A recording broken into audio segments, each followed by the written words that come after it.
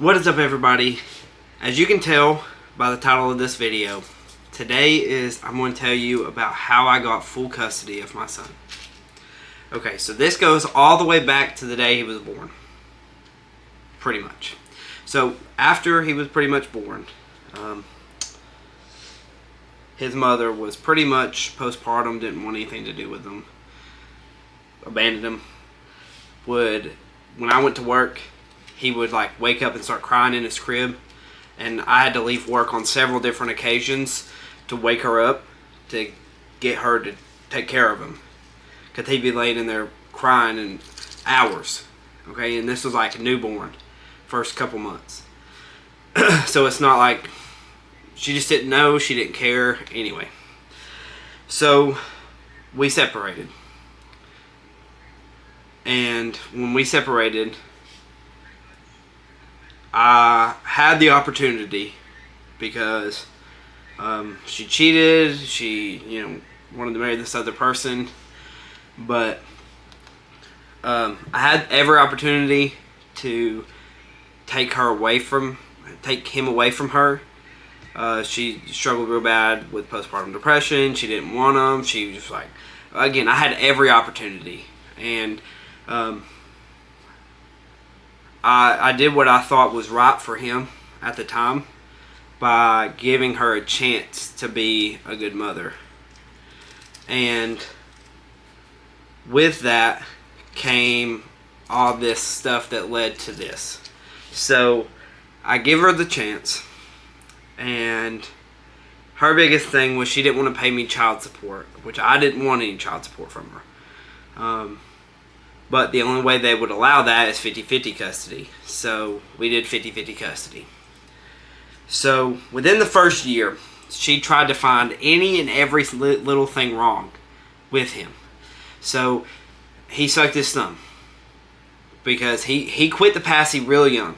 But whenever we went to 50, because I had him full time. When we went to 50-50 and he started going to her, then he started sucking his thumb because he gave up the passy. We didn't give it, so he started sucking his thumb. So she put him in a thumb brace. Well, then he would suck the thumb brace and then ruin his thumb, like peel it off real bad. Like, here's some pictures. Well, then she tried to say that his legs were bad because he wasn't walking the way that she thought that he should be. Well, so try to put him in that. Then before he was even a year old, got him tested for autism. Which if any of you guys know anything about autism, you can't diagnose that until later. You can't diagnose that at 1 year old. Not even before 1 year old. So she just wanted anything and everything to be wrong with him. So she got him tested, didn't tell me. Okay? Didn't tell me about it. And then months later came to me, I want to say this was right after he turned 1, told me about it, and then was like, and you're going to have to do everything for him because I can't. I'm just not going to. And I was like, well, okay, well, I need to know some information. No information, by the way. So then I kind of started suspecting that she was kind of just leaving him in his crib because he would come back and not be the same kid. Kind of seemed locked away. So, I couldn't prove anything, so I asked her, everything's fine. She kind of seemed like something was wrong with her, so I had her get a drug test. They did a mouth swab, of course, so there was no proof of that. Well, then I sent him to my parents with a little bit of rash. She was going to pick him up from my parents. Well, while he was there, he pooped, and they didn't change him, my parents. And so, therefore, his rash got even worse. Well, then he went to her, and she tried to file a DCS referral on me because he had a diaper rash. So, DCS came out, checked the house, everything was fine. And I kind of asked them, I told them kind of what I was going through and how he had bruises, random weird bruises on him and stuff like that. And that lady just told us to document everything, to use this timestamp app, everything. and file police reports every time. So I did. Filed many police reports. Well, then I drop him off on because we did Sunday to Sunday. So I drop him off on a Sunday, and it was Monday. I was at work, and my dad calls me and goes, "Hey, you need to come get your son." Oh, what do you mean I need to come get my son? I just dropped him off with his mom. Well, apparently, I didn't know this at the time, but something had happened. I didn't know. So I just go get my son, and I don't hear nothing from her for 9 weeks. Well, then, I'm in touch with lawyers. I'm like, okay, I guess she just abandoned him. Well, so we filed an ex parte order. Well, apparently she had another baby, and it miscarried. And she, at the beginning of this, it miscarried. At the beginning of the 9 weeks, it miscarried. And then she just up and abandoned her kid again. So anyway, we filed an ex parte order. And at this time, while we're in court, because we go to court, and while I had him for these 9 weeks, I was trying to get him into the programs that he needed to get into. Because I had got him on a wait list, but because I couldn't enroll him in the list or into the classes because she told them that I was dead. So I had to prove that, one, I was alive and I was who I said I was. Then I had to prove that he is who I say he is. Then I had to prove that we're even related to even get him into therapy. So anyway, we go through that. The judge was very mad when he heard that she told him I was dead. He goes, "Why did you say that?"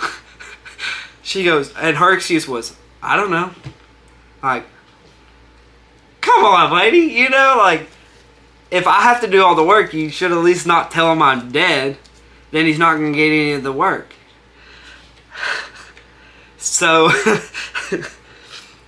that was ridiculous. But anyway, so we go through that, and he awards 4 days every 2 weeks for temporary. Right? Yeah, and it can't be 2 weekends. And then we go to mediation. So she got like Friday, Saturday, or Saturday, Sunday 1 week, and like Tuesday, Wednesday the other week. I don't really remember. But, so that's what we did for a little while. I don't remember how many weeks or months that was. But then we went to mediation, where then we agreed with her getting 5 days. So just one more day every 2 weeks. But it was consecutive. So she would get them on like Tuesday and give them back on Sunday. So we did that. That was not even a year. We did that. And he came back all the time with bruises and like scrapes on his face. Right? And on his back, his butt was dirty, like his face was dirty, always sick. Well, one day we get him, and he has a bad bruise on his butt. Like it looks like it just looks real bad on his butt, and also right under his belly, in that area, not his genitals, but above that, but below his belly. There was a suspicious bruise. It's making me mad thinking about it. But, so there's a suspicious bruise. So, I call the county that she lives in to make a police report. Now, mind you, I've been a police for years. This guy was like, "Oh, no, we don't do that kind of report. You call DCS, and if they think it's something legit, they'll make a report." And I'm like, "No, that's not how it works." And then, but, I didn't argue with him. I did say that's not how it works, but I just went ahead and called DCS, made a referral, and in that, they went out and talked to her. So I made the referral on, I think, Sunday. Well, they went out Tuesday to talk. Well, I was at work.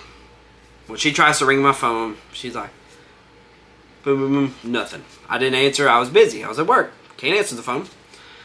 Well, then, later that evening, I'm at home, and I get a call from my lawyer. I'm like, I haven't dealt with you for a little bit, but, I kind of want to handle this, so I was thinking about calling him anyway. So he calls me. I'm like, hello? He's like, Mr. Fields, how are you? I'm like, I've been better. I was about to call you and set up an appointment with you and pay you some more money.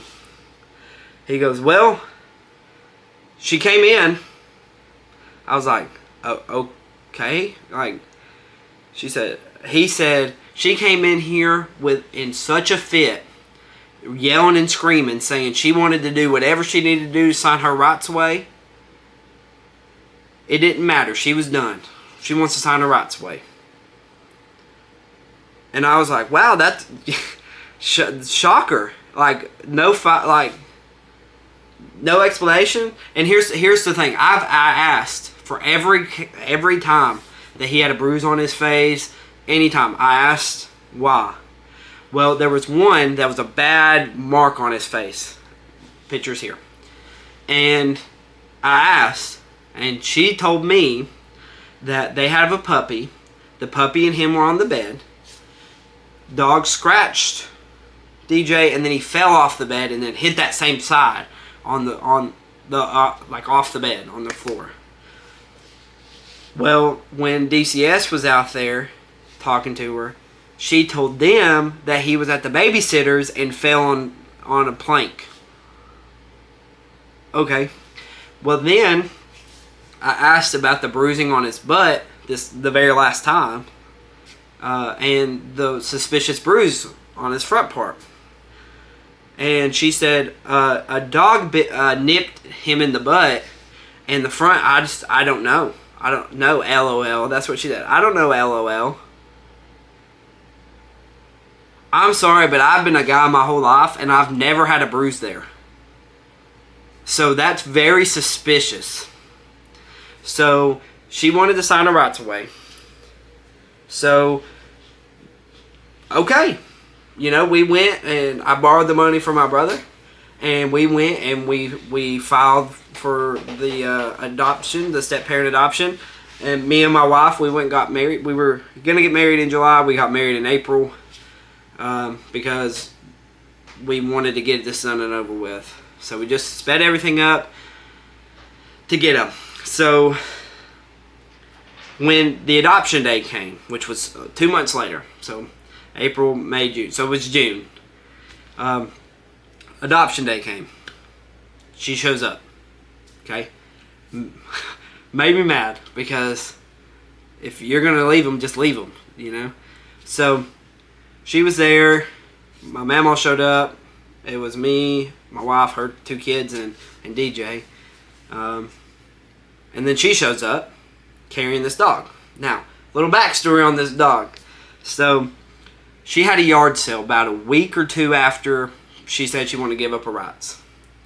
Well, we seen it on the yard sale page in the local area, and there was all his toys, all his bed, all of his toys, including this stuffed animal. It's a Chase stuffed animal. So I can only assume that this stuffed animal just didn't sell, and she was just trying to get rid of it. Well, anyway, so we're in the lobby area, and the lobby area is like a 10 by 10 area, and there's a hallway branched off to the right, and a hallway branched off this way. So she comes in and stands in this hallway, barely outside of this little waiting area. And DJ walks right past her to my now wife and to Tiffany, and says some mama, calls her mama. Didn't even acknowledge her. Didn't even know who she was. But calls his now mom, and she grabbed my lawyer, pulled him into that other hallway, gave him the dog, and ran out crying. I mean, you're the one giving up your rights. But during this part, he comes over to us, hands us the dog, and tells us what had happened. And okay, so we went in with the support of my mama, and she adopted him. Completely done. Photo here. So that ain't the end. That is not the end. So the DCS case still hasn't been closed at this time. So we're still meeting with her, with the DCS lady, and she found out by neighbors, and we found out on Facebook that they had a bunch of dogs at the house. And they dumped some dogs, they sold some dogs, they took some dogs to the pound. Because, like, we had pictures of their dogs, and then they were found dumped and in the same county. Like, come on. And so they were looking into that. So, with all that being said, that is how I now have full custody of my son. It was a tough battle. It took months, and it took probably $25,000-$30,000 in all, like within everything. So it's a battle. It really is, but it's well worth it. I wouldn't have traded a single dollar for anything else. So yeah, and I'm not just making this for people to watch and enjoy.